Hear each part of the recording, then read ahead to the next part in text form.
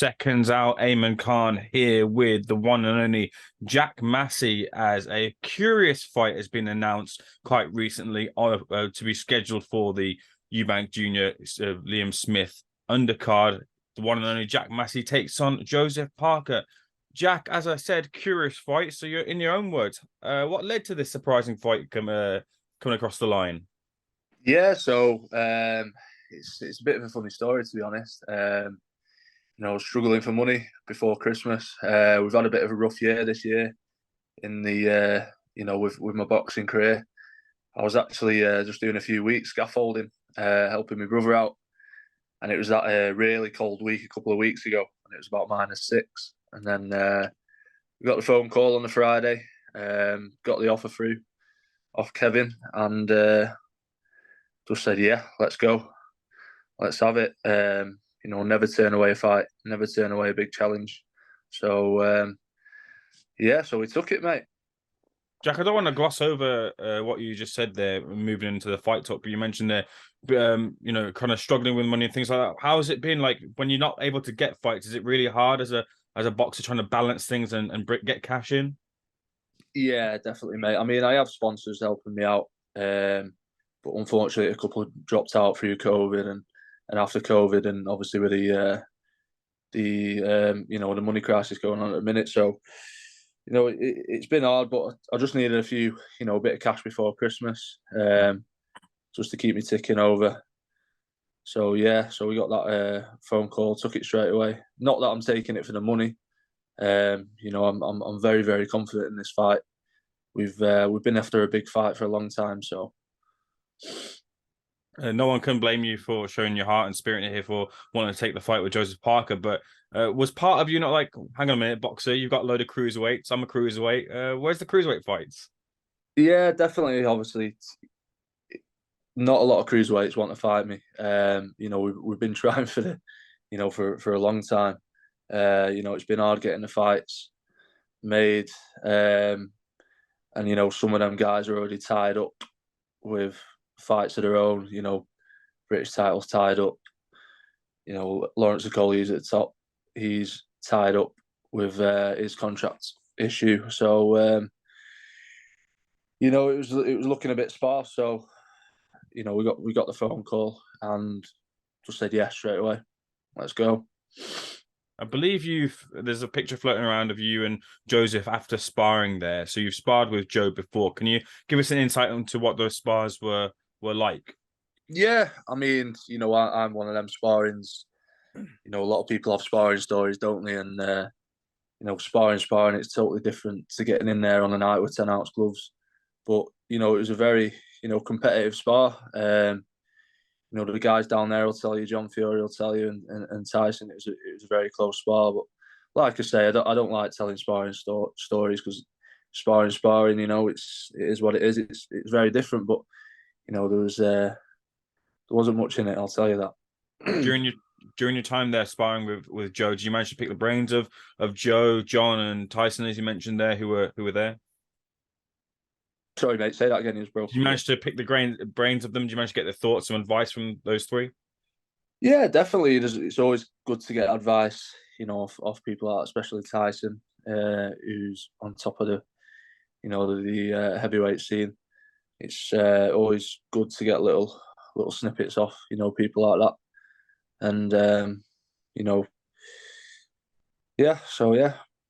Does the last fight between Joe Joyce and Joe Parker fill you with confidence in terms of your game plan and how you'll approach the fight, or do you think that you'll have to kind of do things your own way to get the victory? Yeah, definitely do things my own way. Joe Joyce is a totally different fighter. He's a big unit.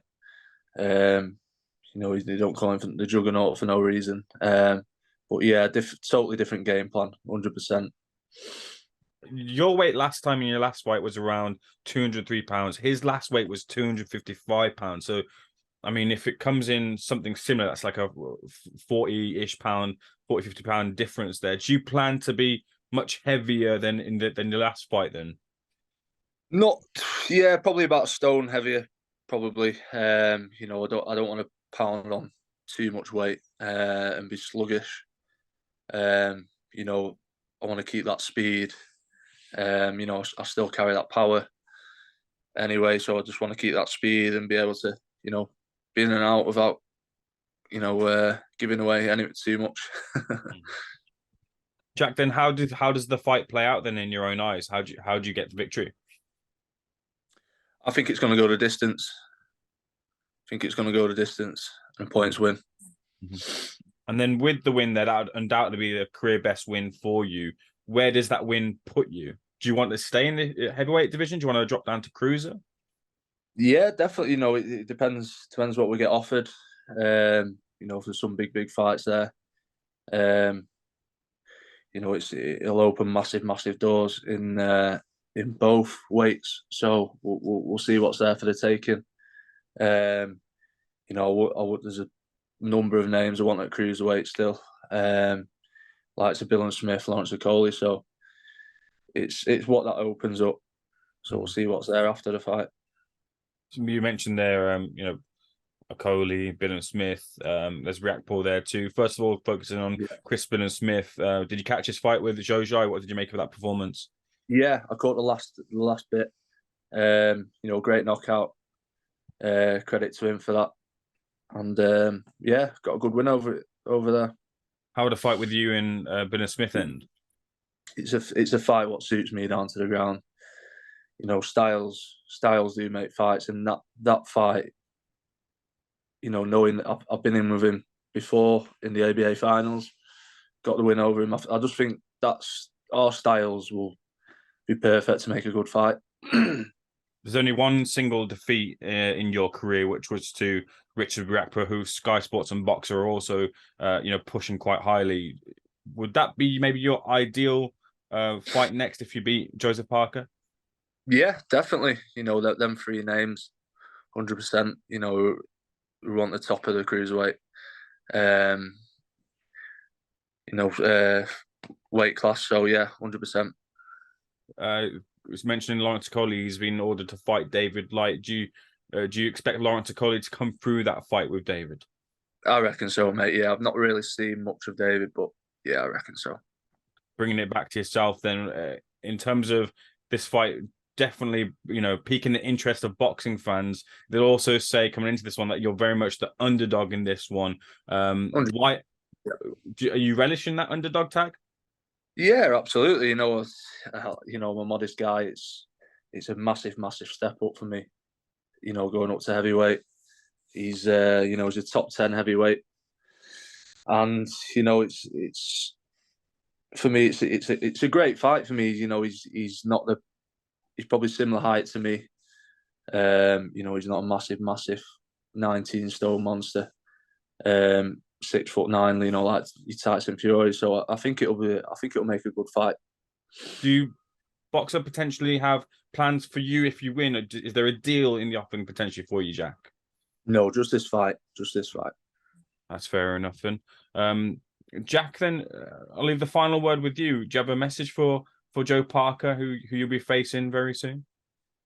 I have a message for Joe and all the fans. Don't sleep on me. You know, I'm gonna bring a good fight. I'm there for the win. I'm not there for the money. I'm there to take it. So, 100%. And you know, thanks for everyone for the ongoing support. Jack, it's been a pleasure speaking to you. Looking forward to seeing this fight very much. So we'll catch you very soon, and have a good Christmas. Yeah, you too, mate. Speak to you soon.